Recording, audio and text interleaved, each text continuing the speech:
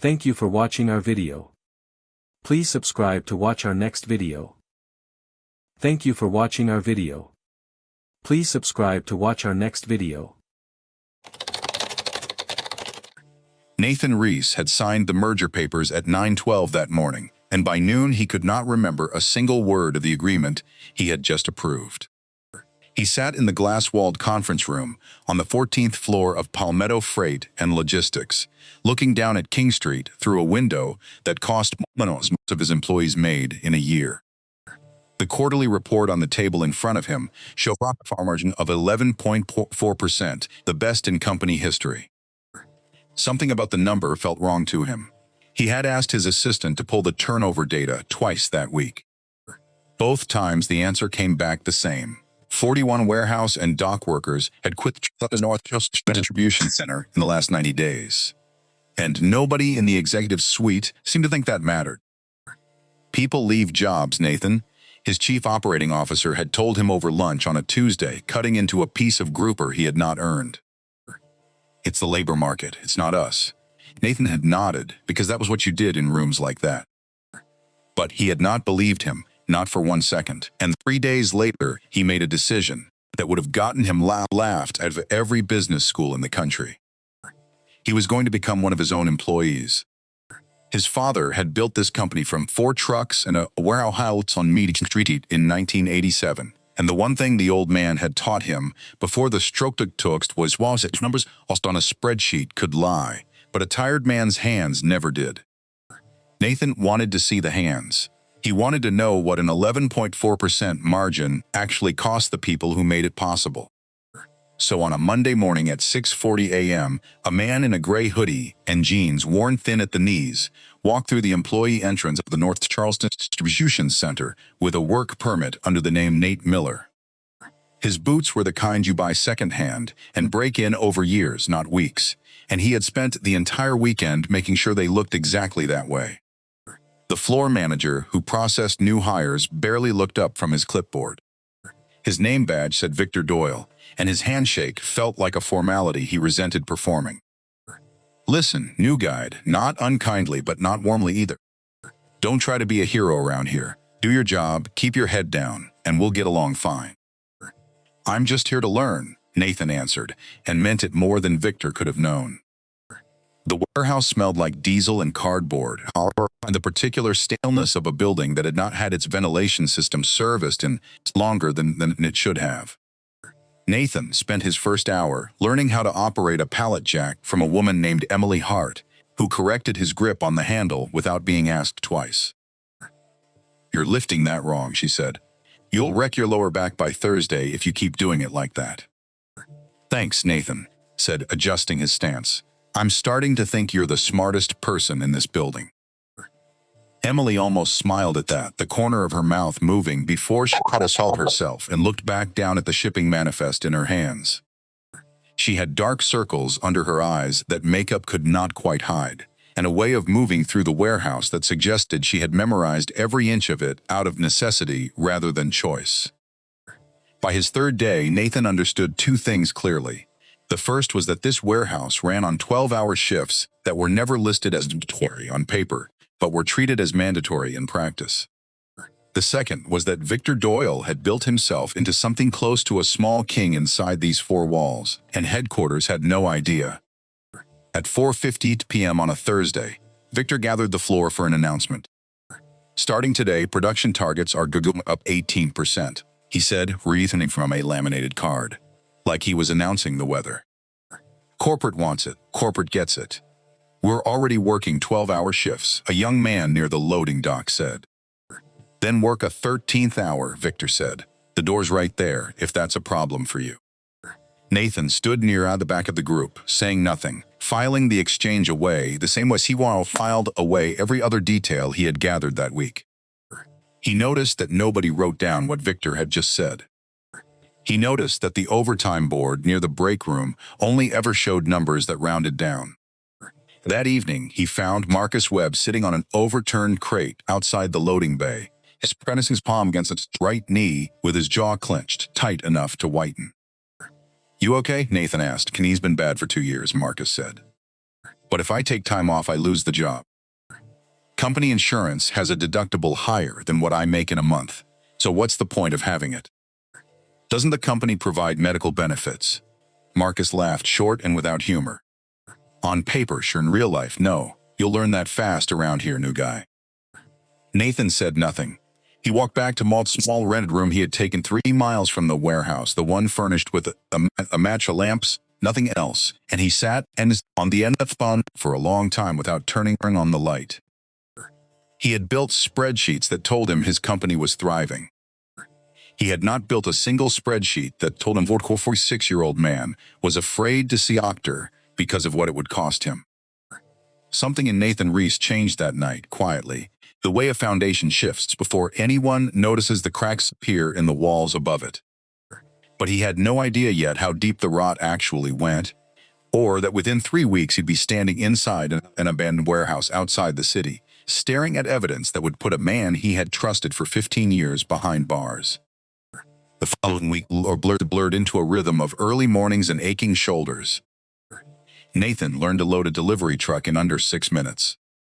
He learned which vending machine in the break room ate your dollar without giving anything back, and which supervisor pretended not to notice when someone clocked in 4 minutes late because their child had a fever.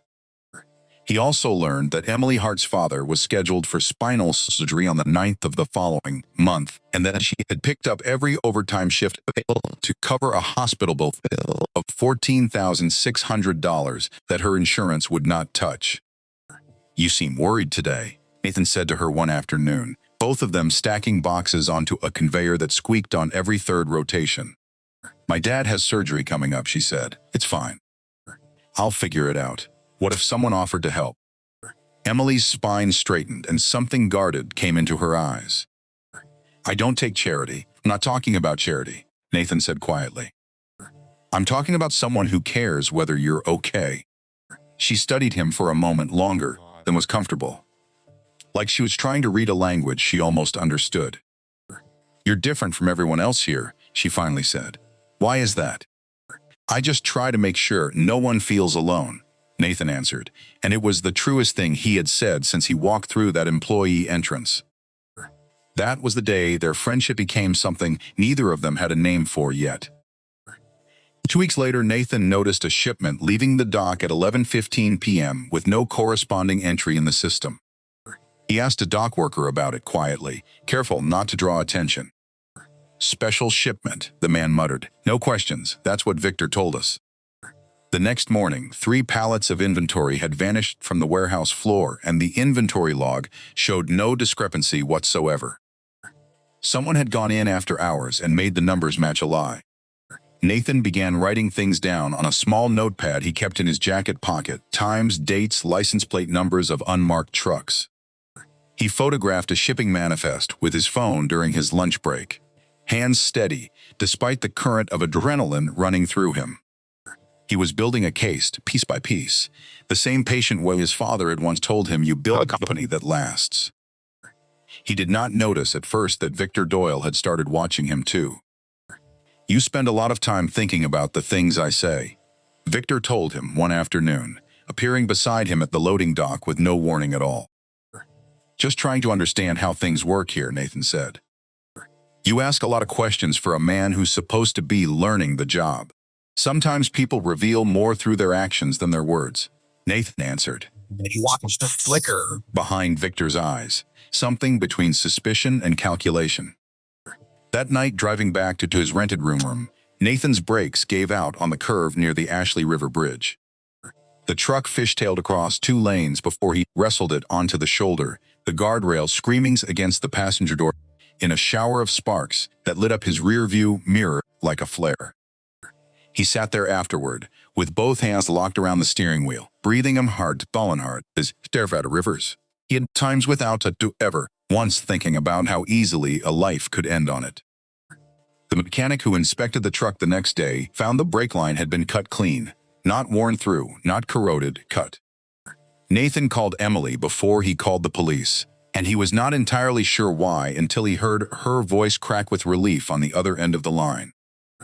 "Are you okay, Nathan? Are you okay?" "I'm okay," he said.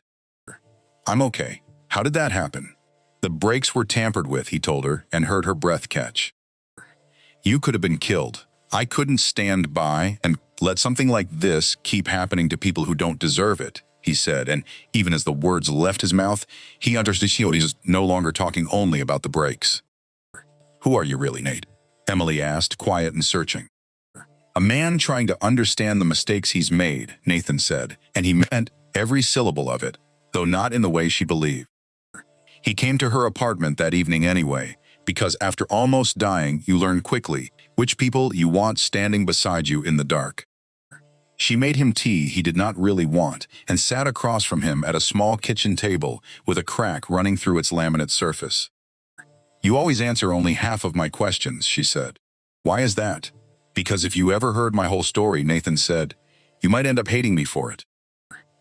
She reached across the table and covered his hand with hers, and for a moment, neither of them for anything at all. They fell in the silence between them, heavier and more honest than any sentence either could have offered.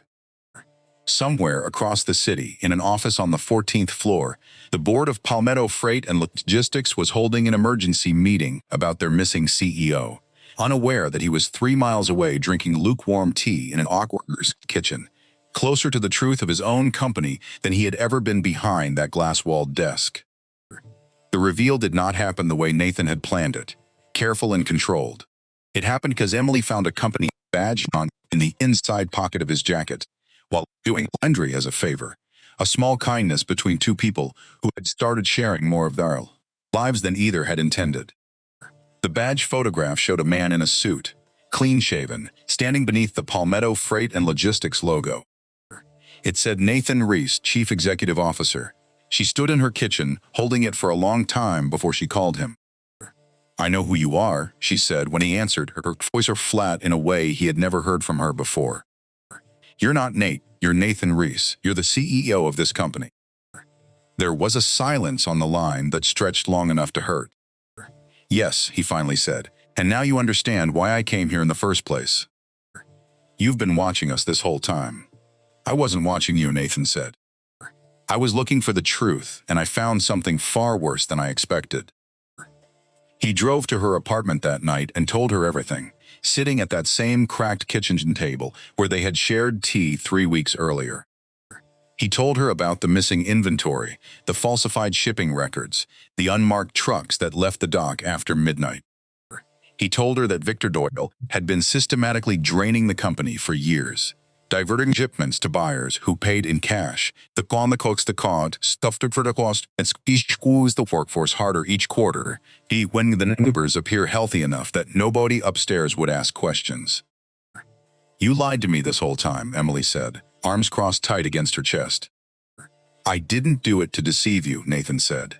I did it because I didn't know who to trust, and somewhere along the way, feeling like part of the plan, and started feeling like the only real thing I had. It doesn't matter why, she said. A lie is still a lie. You're right, he admitted. I wanted to tell you every single day. I kept choosing not to, and that was my mistake, not yours. She did not answer him right away.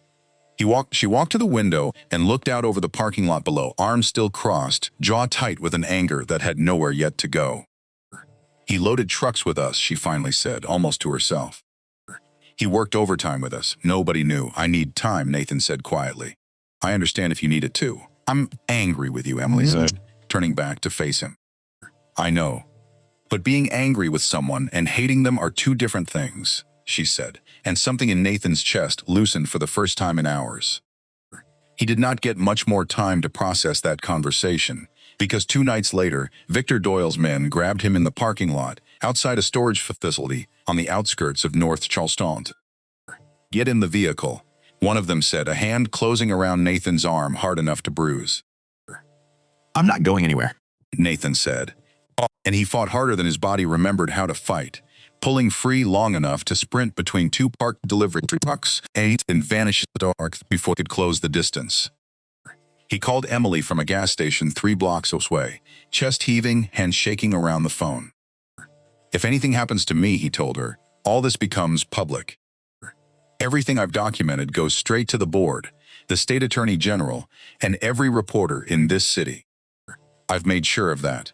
"Nathan, this doesn't sound like a joke anymore," she said.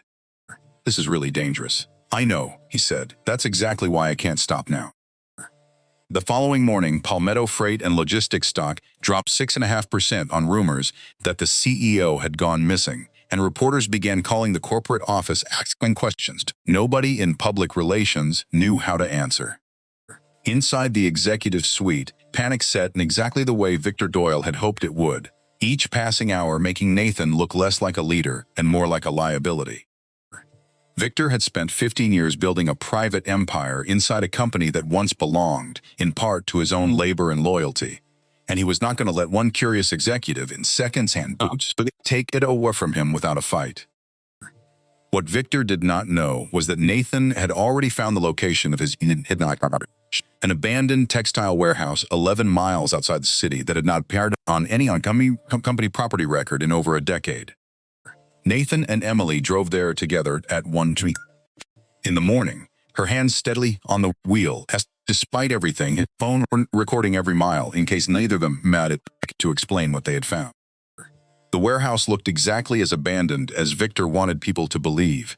Broken windows, rusted loading doors, weeds pushing up through cracked concrete in the parking lot outside. But past the front office, behind a false wall that had clearly been installed recently, a bank of servers hummed quietly in a room that smelled like fresh paint and cold electricity. "This is where he's been hiding it," Nathan said, staring at rows of hard drives and a whiteboard covered in numbers that added up to millions of dollars in diverted freight. "I knew you would find your way here eventually," a voice behind them, "but the two of you are far too late to stop what happens next." Victor Doyle stood in the doorway, calm in a way that felt more dangerous than any shout could have been. "It won't end the way you think it will," Nathan said. "You still believe you can win this," Victor said, almost amused. "Let me guess. You think it just wins on its own, like it always has some kind of moral gravity." "I think it wins on its own," Nathan said. "I think people have to be willing to stand behind it, and I've met enough of them in this company to believe that's still possible." "I helped build this company alongside your father," Victor said, and for the first time some raw slipped through the calm in his voice. "I gave it 15 years of my life. When success finally came, every bit of credit went to your family, and I got a title and a parking space that still said reserved for visitors for the first 3 years. So you decided to steal from the people who had even less than you did," Nathan said. "Workers like Marcus, who's afraid to see a doctor about his own knee. Workers like Emily, who's been picking up double shifts to pay for her father's surgery. They're not my problem," Victor said, and something in the sentence told Nathan the man believed it completely. The way self-righteous people always believe the excuse they have repeated to themselves the longest. "We're done talking," Victor said, and reached for something in his jacket. What none of them knew yet was that Marcus Webb, the dock worker with the bad knee, had grown suspicious weeks earlier, watching Victor's late-night comings and goings, and had quietly contacted the Charleston County Sheriff's Office 2 days before, describing everything he had seen without knowing exactly what it added up to. Red and blue lights swept across the broken windows of the warehouse before Victor could finish his sentence. And 4 deputies moved through the front entrance with a speed that told Nathan they had been waiting outside far longer than anyone inside had realized. Victor Doyle, the lead deputy, said, "You're under arrest for fraud, criminal conspiracy, and grand theft in the first degree." Victor did not resist, and he did not apologize either, not then, and not in any of the health that followed over the coming months. He stood in front of a judge 11 weeks later and told the courtroom without a trace of hesitation that everything he had done was necessary to protect the standards he had spent his career building, that the company owed him more than it had ever given him, and that he regretted nothing except getting caught. Nathan sat in the gallery that day beside Emily, close enough that their shoulders touched, and neither of them said a word until the sentence was read. 12 years with restitution ordered for every dollar diverted from a company that, in the end, had never belonged to Victor Doyle at all. 3 months after that, Palmetto Freight and Logistics held an all-staff meeting in the North Charleston Distribution Center, the same warehouse floor where Nathan had learned to operate a pallet jack under Emily's patient correction. Standing on a small platform near the loading dock, in a gray hoodie he had chosen deliberately over a suit, Nathan Reese addressed his employer not as a stranger delivering goods, but as a man who had loaded their same trucks and eaten lunch at their same worn tables. Starting today, he said, every full-time employee at this company receives improved medical coverage with a deductible. This company will help cover directly.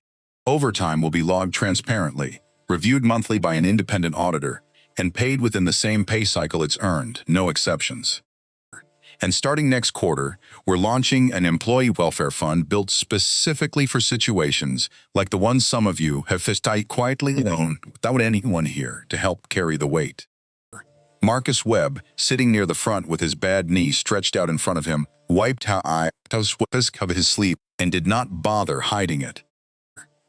Emily stood near the conveyor belt, where they had first talked about her father's surgery, watching Nathan the way you watch someone you have decided, after everything, to keep choosing. I thought you were a strange guy, she told him. That evening, both of them sitting on the tailgate of a delivery truck in the empty parking lot, the Charleston sky bruised purple with a last to achieve the sunset. You asked too many questions for someone who was supposed to just be learning the job. So are there any secrets left now? Nathan asked, smiling for what felt like the first time in months. Not a single one, Emily said, and she meant it. Nathan Reese never went back in the company from behind a glass wall on the 14th floor. He kept a locker in the North Charleston warehouse for years afterward, and every few weeks, without any announcement, Dame wore boots and worked a shift with the people who had taught him what his father's spreadsheets could never show him. He could not promise anyone that the future would be easy, and he never tried to pretend otherwise. But he had learned, in a warehouse that smelled like diesel and cardboard, that the best thing that had ever happened to his company was not a merger or a man or a number on a quarterly report. It was an ordinary Monday morning, a pair of second-hand boots, and the decision to finally listen to the people who had been telling the truth all along. If this story reminded you that dignity is never something a paycheck should decide, that's the whole reason it was told. Somewhere near you right now, someone is carrying a weight quietly, hoping just one person notices. Be the one who notices. If this story moved you, take 30 seconds and subscribe to this channel, because stories like Nathan's only keep reaching people when you help them travel further. Hit the like button if you believe kindness should never depend on someone's title. Leave a comment and tell us about a moment when someone treated you with dignity you didn't expect, or a time you did the same for someone else. And if you know someone who needs a reminder that ordinary people can still change everything, share this video with them today. This story is a work of fiction created for entertainment and educational purposes only. All characters, names, businesses, and events depicted are entirely fictional and do not represent any real person, living or dead, or any actual establishment. Any resemblance to real persons, organizations, or events is purely coincidental. This content is intended to explore themes of human dignity, workplace ethics, and social justice through narrative storytelling. It does not make factual claims about any individual company or institution.